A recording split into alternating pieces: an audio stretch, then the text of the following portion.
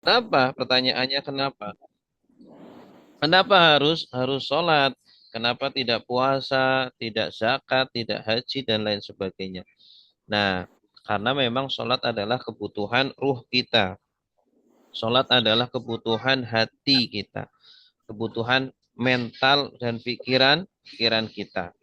Ya, tetapi banyak orang yang sudah sholat, tetapi masih juga belum mendapatkan ketenangan batin, masih juga belum mendapatkan kebahagiaan. Nah, mungkin sholat yang dia lakukan belum sesuai dengan tuntunan dari Rasulullah Shallallahu Alaihi Wasallam. Baik, Bapak Ibu yang dimuliakan Allah, pertama pentingkah sholat khusyuk? Ya, kalau kita membahas sholat khusyuk, yang pertama penting nggak sih sholat khusyuk? Jangan-jangan sholat khusyuk itu tidak penting. Sholat khusyuk tentu sangat penting ya. Bahkan sholat khusyuk itu menjadi syarat diterimanya sholat kita. Kalau secara fikih, sholat itu yang penting rukun dan syaratnya sudah terpenuhi, maka kewajiban sudah gugur. Ya, tapi apakah diterima ibadah sholatnya nanti dulu? Ya, sholat sudah gugur kewajibannya belum tentu Allah menerima sholat tersebut. Ya, jadi kita setiap hari sholat namun tidak mendapatkan balasan apa-apa. Itu banyak orang yang seperti itu. Bahkan ada orang yang 60 tahun sholat tapi tidak diterima satupun sholatnya oleh Allah Subhanahu wa taala. Naudzubillah. Nah, sholat khusyuk itu penting. Kenapa? Karena Allah Subhanahu wa taala berfirman di dalam surah Al-Mu'minun ayat 1 dan 2. Qad aflahal mu'minun alladzina hum fi salatihim khashi'un. Sungguh telah beruntung orang-orang yang beriman. Siapa? Orang-orang yang mereka khusyuk di dalam sholatnya. Artinya orang yang Allah membatasi orang yang beruntung hanya orang-orang yang khusyuk di dalam sholatnya. Ya, artinya yang tidak khusyuk di dalam sholatnya, mereka hakikatnya belum mendapatkan keberuntungan. Ya, belum mendapatkan kemenangan. Walaupun hartanya banyak, ya, walaupun ilmunya banyak, walaupun jabatannya tinggi, tetapi kalau dia setiap kali sholat belum bisa mendapatkan kenikmatan di dalam sholat, lezatnya sholat, manisnya sholat, maka hakikatnya dia belum mendapatkan keberuntungan yang sebenar-benarnya. Kemudian yang kedua, saking pentingnya khusyuk, baginda Nabi Shallallahu Alaihi Wasallam berlindung kepada Allah dari hati yang tidak khusyuk. Ya, artinya kalau Nabi itu meminta perlindungan kepada Allah dari hati yang tidak khusyuk, berarti hati yang tidak khusyuk itu penyakit, sesuatu yang berbahaya. Ya, Nabi SAW berdoa, Allahumma inni a'udzubika min ilmin la yanfa, wa min qalbin la yakhsha, wa min nafsin la tashba, wa min da'watin la yustajabu laha. Ya Allah, sungguh aku minta perlindungan kepadamu dari ilmu yang tidak bermanfaat. Karena ilmu yang tidak bermanfaat akan menjadi bumerang bagi pemiliknya.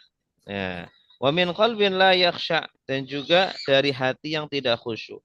Hati yang tidak khusyuk itu hati yang galau, hati yang bimbang, hati yang tidak mendapatkan ketenangan. Ya, apa namanya? Dan ini bisa menjadi bumerang bagi pemiliknya, hati yang tidak khusyuk. Ya, nah nanti orang-orang kafir itu akan khusyuk sekali di hadapan Allah nanti di hari kiamat. Mereka akan tunduk dan khusyuk kepada Ampun, Allah, tidak berani bermain-main di hadapan Allah. salah Kalau di orang dunia, tersebut. kalau di dunia mereka sekarang bisa bermain-main, bisa Kenapa? bermain-main di hadapan Allah, ya, bisa memain-mainkan agama, tapi nanti di akhirat sebaliknya mereka sangat khusyuk dan tunduk kepada Allah, ya. Nah, maka kita harusnya, ya, kita di dunia harus khusyuk, harus tunduk kepada Allah agar nanti di akhirat tidak seperti orang-orang kafir. Kemudian selanjutnya, ya, perintah Allah. Jadi sholat khusyuk itu adalah perintah Allah. Sholat yang dilakukan dengan kesadaran, dengan pikiran yang ingat dengan Allah, itu adalah perintah Allah di dalam surah Toha ayat 14. Innani anallahu la ilaha illa ana fa'budni wa aqimis sholata li dzikri. Sungguh aku adalah Allah, tiada Tuhan melainkan aku. Maka sembahlah aku. Wa aqimis sholata li dzikri. Dan dirikanlah sholat untuk mengingat aku. Perhatikan pada kata-kata li dzikri, untuk mengingat aku. Jadi tujuan kita mendirikan sholat untuk apa? Mengingat aku. Pertanyaannya, ketika kita sholat, kita mengingat Allah atau mengingat yang lain? Ya, kalau kita di dalam sholat masih mengingat yang lain, ya, mengingat pekerjaan, mengingat ya kejadian-kejadian, mengingat ya di pasar, di mana selain Allah intinya, ya, maka jangan-jangan kita belum melakukan sholat sesuai dengan perintah Allah, itu ya. Nah, mengingat Allah bagaimana? Ya dengan kita runut memahami apa yang kita baca, menyadari apa yang kita baca, itu otomatis ingat kepada Allah. Ketika kita mengucapkan Allahu Akbar, Allah Maha Besar, kita ingat, kita sadar betapa Allah itu Maha Agung, betapa Allah itu Maha Kuasa, ya, betapa Allah itu yang harus kita betul-betul fokus kepadanya, ya. Sama seperti ketika kita menghadap seorang raja atau menghadap orang penting gitu ya. Nah, kita tidak boleh main-main, kita harus tunduk, harus perhatian gitu ya. Jangan malah kita main-main di hadapan. Kemudian amal yang pertama yang akan dihisap. Kenapa sholat khusyuk itu penting? Karena amal pertama yang akan dihisap adalah sholat. Inna awwala ma yuhasabu bihil abdu yaumal qiyamah min amalihi sholatu. Ya. Sesungguhnya amal yang pertama kali dihisap pada hamba, seorang hamba pada hari kiamat adalah sholatnya. Ya. Jadi nanti yang ditanya nanti di akhirat adalah sholat kita. Jika sholatnya baik, ya, sholat kita baik, tidak ada yang tinggal, kita lakukan juga dengan khusyuk, maka sholat yang amalan yang lain insya Allah pun baik, ya, bahkan mungkin lebih baik. Tapi sebaliknya, jika rusak sholat kita, jika sholat kita ya ala kadarnya dilakukan hanya untuk menggugurkan kewajiban, maka sholat amal yang lain pun akan rusak juga, lebih rusak juga. Nah inilah, jadi sholat itu menjadi barometer ya. Kita ingin melihat diri kita baik atau tidak, lihat sholat kita.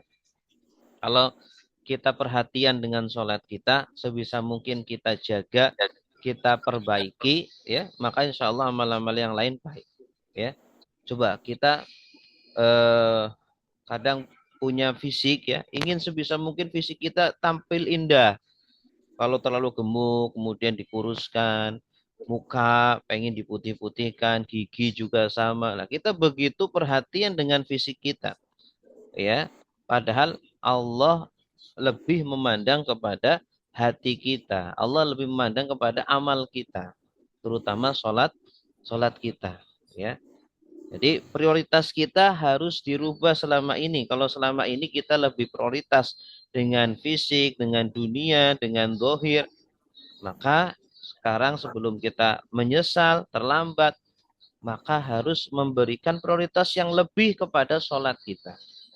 Ya, terutama kita mulai pahami apa yang kita baca, ya. Kemudian rasakan ketika kita sholat sedang berbicara dengan Allah, sedang mengadu kepada Allah, ya. Kita seperti anak kecil yang sedang mengadu kepada orang tuanya. Kita punya masalah banyak, ada anak yang nakal sama kita, lah, adukan semuanya, gitu. Nah ini yang pertama di sholat, ya. Amal yang pertama akan ditanya. Kemudian yang kelima, 60 tahun ditolak sholatnya. Nah ini tadi yang saya sampaikan. Kenapa kita harus memperbaiki sholat kita? Karena tidak semua amal diterima oleh Allah. Tidak semua orang yang sholat pasti sholatnya diterima. Tidak semuanya. Ya, ada orang yang 60 tahun sholat, ini dalam sebuah hadis. 60 tahun sholat, tidak pernah tinggal. Tapi kata Nabi tidak ada pun satu sholat yang diterima oleh Allah. Sayang ya, sayang dia udah capek-capek sholat, tetapi tidak ada satupun sholat yang diterima. Kenapa? Kata Nabi, la'allahu yutimmu ruku'a wa la yutimmu sujudah. Barangkali dia menyempurnakan rukuknya, tapi tidak menyempurnakan sujudnya. Ya, jadi ruku harus dilakukan dengan sempurna. Harus dilakukan dengan zohiron wa batinan. Secara zohir dan secara batin. Sujud juga sama. Zohiron wa batinan. Dengan sempurna. Jangan hanya, wah yang penting kan secara fikih sudah sah. Sudah gugur kewajibannya. Ya iya, sudah gugur kewajibannya. Tetapi tidak dapat apa-apa. Ibarat kita bekerja. Ya setiap hari pergi ke kantor. Tapi tidak mendapatkan gaji di akhir bulan. Nggak pernah dapat gaji. Cuma capek saja. Nah, ini. Ya. Kemudian selanjutnya ilmu yang pertama yang akan dicabut. Jadi sholat khusyuk itu ada ilmunya. Sholat khusyuk itu ada caranya. Ada latihannya. Gitu ya.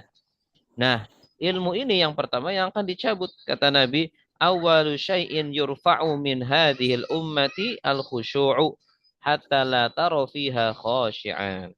Ilmu yang pertama yang akan dicabut dari umat ini adalah ilmu khusyuk. Ya. Ilmu khusyuk itu ilmu hati. Ilmu bagaimana kita bisa menyadarkan diri kita, menundukkan hati kita kepada Allah. Minimal di dalam sholat. Kalau bisa di luar sholat juga selalu tunduk kepada Allah. Ketika di hadapannya ada pandangan yang haram, dia bisa menundukkan pandangannya. Karena dia khusyuk kepada Allah. Dia yakin Allah melihat. Ketika di hadapannya ada kesempatan untuk mencuri, untuk berbuat dosa, dia tunduk kepada Allah. Karena sadar Allah melihat dia. Nah, jadi kesadaran itu, ketundukan itu di dalam 24 jam kita bisa terwujud dimulai dari sholat. Ya, kalau di dalam sholat kita saja tidak tunduk kepada Allah, kita masih berani pikiran melayang-layang kemana-mana. Di luar sholat lebih berani gitu ya. Tuh. Baik Bapak Ibu, kemudian sholat kita itu seperti apa? Jadi Al-Quran menjelaskan ada model-model ya atau macam-macam orang sholat. Ada sholatnya orang yang mabok ya. Dan ini fakta terjadi di orang-orang yang sholat. Ada orang yang sholatnya seperti sholat mabok. Ada orang yang sholatnya seperti orang munafik. Ada orang yang sholatnya tapi mendapatkan kecelakaan. Sholat tapi mendapatkan celaka. Ada orang yang sholat baru khusyuk. Ada yang sholat sudah terjaga khusyuknya. Ada orang yang sholat khusyuknya sudah membentuk karakter. Ya, sehingga dia menjadi manusia yang berakhlakul karimah gitu. Yang pertama adalah sholat mabok. Allah berfirman dalam surah An-Nisa, ya ayyuhalladzina amanu la taqrabus sholata wa antum sukara hatta ta'lamu ma taqulun. Wahai orang-orang yang beriman, jangan kalian dekati sholat sedangkan kalian dalam kondisi mabuk sampai kalian mengetahui apa yang kalian ucapkan. Jadi dulu itu ada sahabat yang sholat dalam kondisi mabuk, ya, ketika minuman keras belum diharamkan secara total. Sehingga ketika sholat ya, dia masih dalam kondisi mabuk, bacaannya salah, ya. Jadi nggak tahu apa yang dia baca, gitu. Nah, di zaman sekarang memang orang tidak sedang mabuk. Orang biasanya kalau zaman sekarang ya mabuk nggak sholat gitu ya. Ada orang yang sholat tidak mabuk tapi seperti orang mabuk karena pikirannya melayang-layang kemana-mana, ngefly ya, dan tidak tahu apa yang dia baca ya. Jadi sama seperti orang yang mabuk. Kemudian yang kedua, sholatnya orang munafik. Orang munafik itu bagaimana sholatnya? Innal munafiqina yukhadi'una Allah wa huwa khadi'uhum. Wa idza qamu ila sholati qamu kusala yura'una an-nasa wa la yadhkuruna Allah illa qalila. Sungguh orang-orang munafik mereka hendak menipu Allah dan Allah akan membalas tipuan mereka. Ya. Ciri-ciri orang munafik apa? Di antaranya apabila mereka hendak melakukan sholat, mereka malas-malasan. Ya. Mau sholat, malas-malasan. Ya, ntar dulu deh, 1 jam lagi, ntar dulu deh 2 jam lagi, malas-malasan melakukan sholat. Ya, tidak seperti ketika ada ajakan untuk apa? Ajakan untuk makan semua. Ayo makan-makan, ini ada makanan favorit kita. Wah, cepet. Tidak malas-malasan.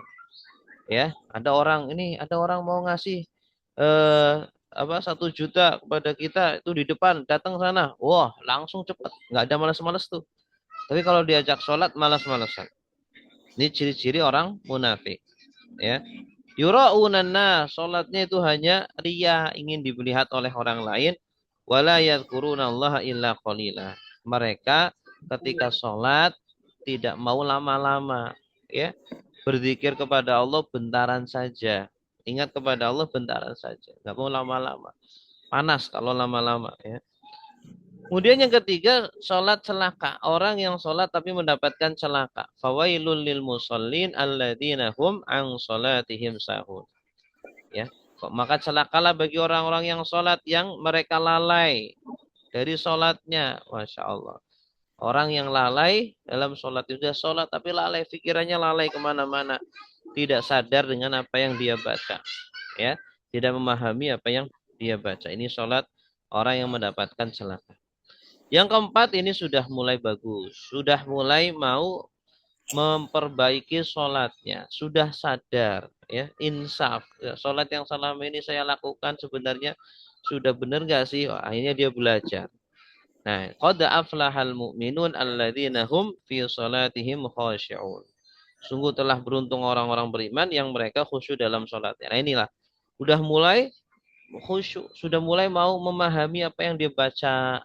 Apa sih artinya doa-doa sholat iftitah, makna Fatihah, surat pendek, ya, ketika sujud, ketika ruku, ketika i'tidal, tahiyat, dia ingin tahu. Karena sholat itu kan diskusi kita dengan Allah. Sholat itu perbincangan kita dengan Allah. Masa kita ngomong dengan Allah nggak tahu apa yang diomongin, ya. Yang kelima adalah sholat khusyuk yang terjaga. Ya.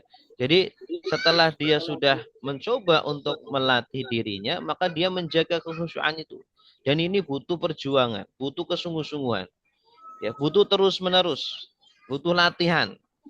Ya, pertama kita memahami bacaan iftitah dulu, sumpama. Ya, dijaga terus, dipraktekkan di dalam sholat setiap hari 5 kali.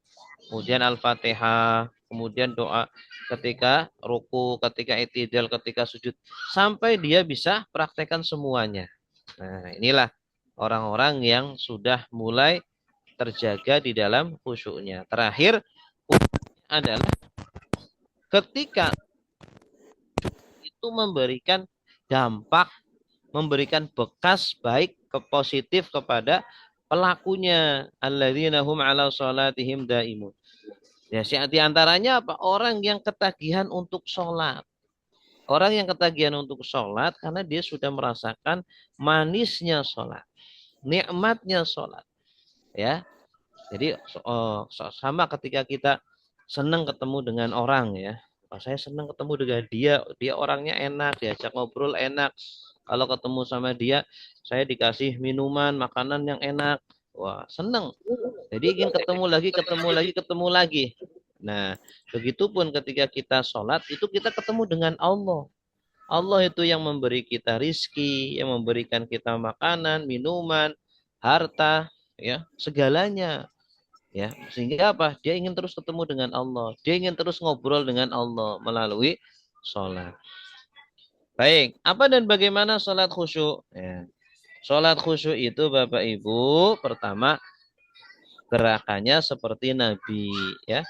Sholatnya gerakannya seperti Nabi. Nah, ini tentu setiap dari kita sudah sesuai ya, karena kita sudah belajar dari kecil tata cara sholat seperti apa.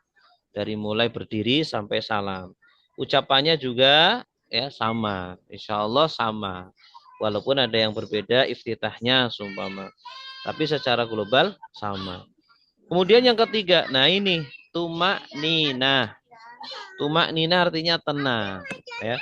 Sholat itu harus dilakukan dengan tenang, jangan terburu-buru.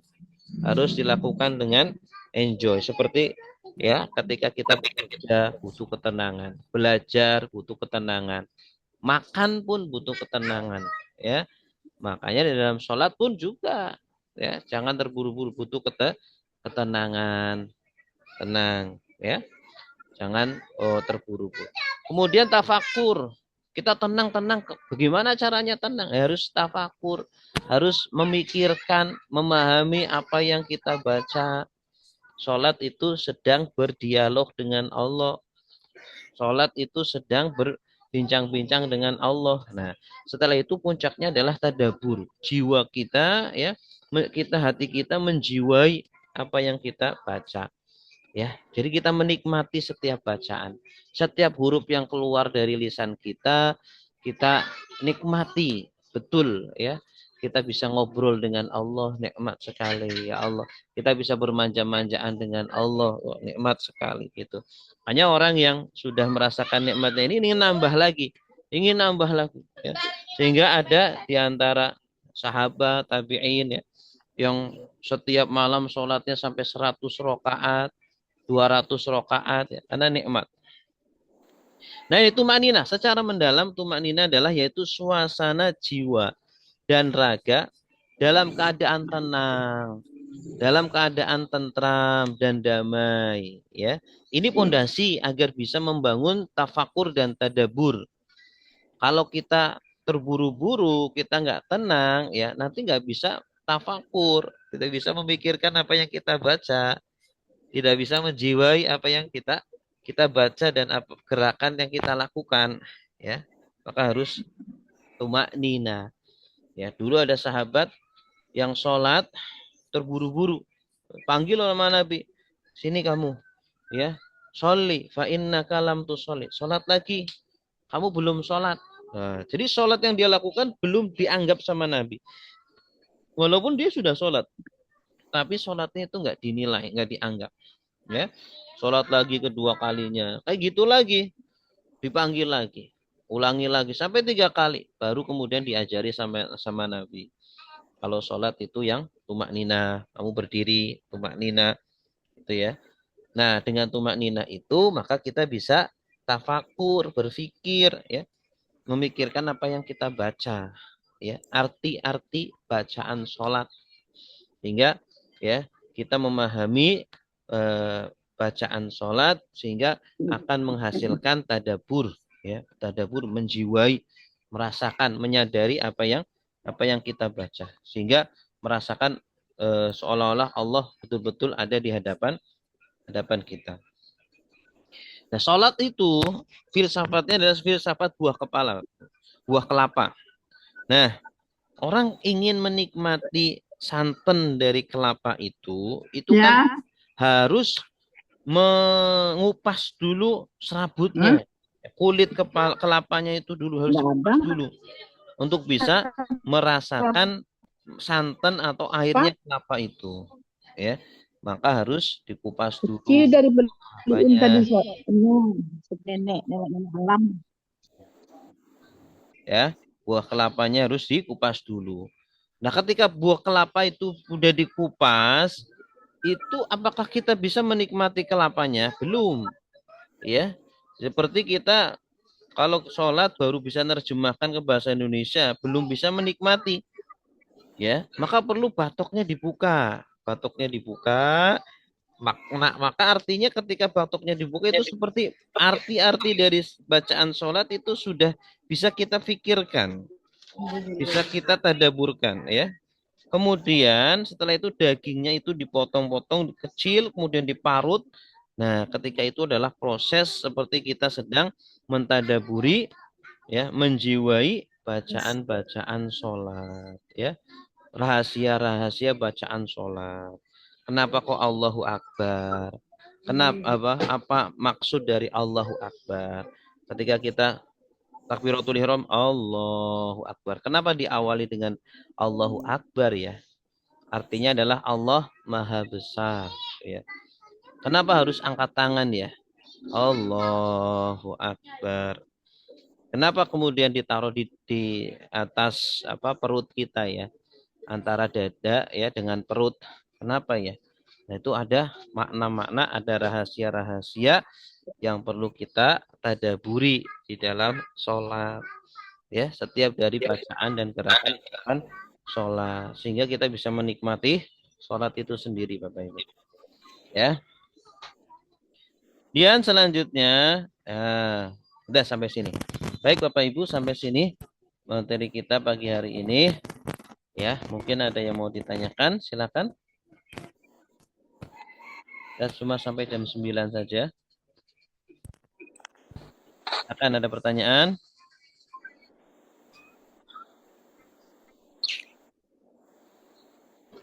Halo?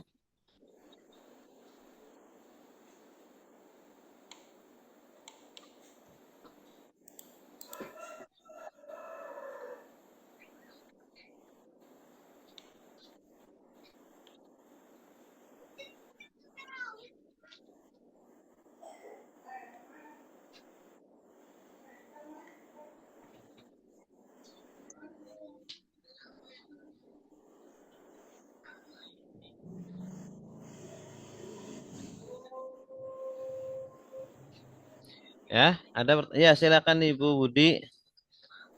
Sampai. Assalamualaikum Ustaz. Waalaikumsalam warahmatullahi wabarakatuh. Ustaz, saya mau nanya, Hmm. eh, kita sering kalau sholat kusuk itu kadang-kadang lagi sholat itu pikirannya kemana? Hmm. Terus? Padahal dari niatnya udah kusuk ya dok, ya Ustaz ya. Hmm. Tapi kadang-kadang di tengah sholat ada panggilan dari anak lah, apa gimana menuju Hmm. menghindari hal-hal yang kayak gitu Ustaz. Iya. Jadi dalam sholat itu pasti kita akan teringat dengan hal-hal di luar sholat ya. Bagaimana Iya, menjaga istiqomah pikiran kita dengan bacaan-bacaan sholat. Ini memang perlu latihan, Ibu. Perlu belajar dan perlu latihan. Belajarnya bagaimana? Yang pertama, ya kita harus tahu arti-arti bacaan sholat. Apa yang iya, kita baca, kita tahu. Ya, Allahu Akbar, Allah Maha Besar. Ya, Alhamdulillahi Rabbil Alamin. Segala puji bagi Allah, Tuhan semesta alam. Dan seterusnya. Nah, tapi artinya saja kan tidak cukup. Perlu kita mentadaburi ya makna-makna bacaan tersebut ya. Kenapa kok bacaannya Allahu Akbar ya? Kenapa bacaannya kok Alhamdulillah ya? Fatihah, surat-surat gitu ya. Perlu iya, ditadaburi ya. Dan jadikanlah itu bacaan-bacaan itu sebagai materi, sebagai bahan kita berbincang-bincang dengan Allah. Ya, kita berbincang-bincang dengan Allah. Kaitkan dengan diri kita. Ya, seumpama kita sedang punya masalah berat gitu ya. Maka ketika kita mengucapkan Allahu Akbar, Allah Maha Besar. Ingatlah bahwa seberat apapun, sebesar apapun masalah kita, Allah Maha Besar. Allah lebih besar dari masalah kita, lebih kuasa untuk menyelesaikan masalah-masalah kita. Jangan pergi ke selain Allah, ya. Jangan minta solusi kepada selain Allah, ya. Tetap kita datang ke dokter, tapi apa? Dokter ini hanya sebagai sebab untuk kesembuhan. Kita pergi ke dokter juga karena perintah Allah. Tapi tawakal kita adalah kepada Allah. Seperti itu. Nah, ntar kalau dalam sholat ada panggilan, anak manggil, suami manggil, ya biarin aja. Oh kita lagi sholat ya. Kecuali kalau seumpama orang tua atau suami kita manggil urgent gitu ya. Pak urgent banget, ya silakan dibatalkan dulu. Tapi kalau nggak urgent, ya lanjut saja sholatnya. Gitu ya. Baik Ustaz. Baik Ustaz, terima kasih. Sama-sama. Baik, yang lain ada?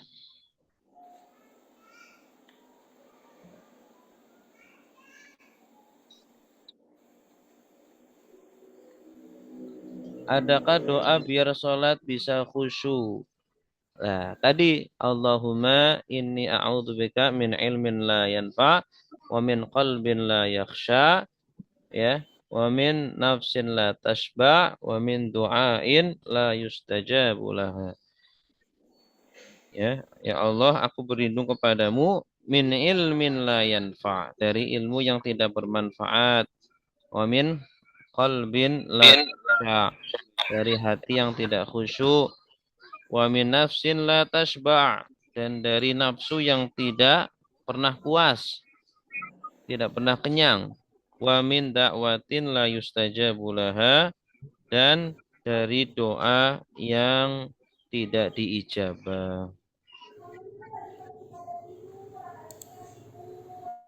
Gitu.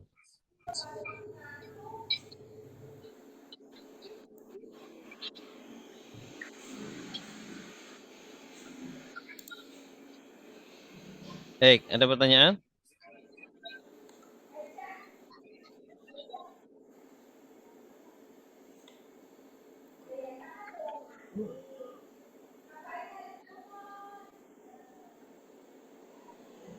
Silakan. Insyaallah. Ya, Ya, maaf Pak. silakan. Kalau seandainya lupa ini ya Ustaz, lupa duduk di antara dua sujud, itu perlu sujud sahwi atau tidak ya? Ya, disunahkan. Disunahkan sujud sahwi, Bu. Kalau kita Silakan ya. lupa duduk di antara dua, maaf, duduk di antara dua sujud ya. Iya, Duduk seandainya di lupa antara ketika dua, lewat. duduk di antara dua Langsung. sujud kan rukun ya. Duduk di antara dua sujud itu rukun. Iya. Jadi kalau ditinggalkan ya harus menambah satu rakaat lagi. Satu rakaat atau sujud sahwi? Sujud sahwi nggak bisa menutupi rukun. Ya, Harus sujud satu sahwi rakaat itu tidak bisa menambal rukun.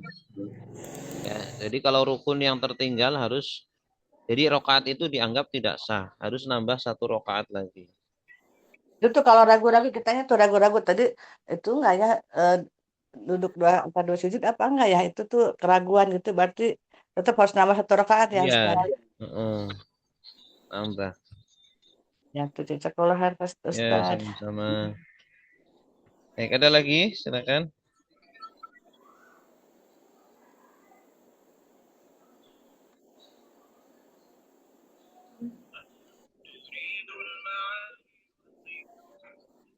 Kalau tidak ada, insya Allah, Bapak Ibu, kalau tidak ada halangan, nanti kita jadikan pengajian ini rutin ya.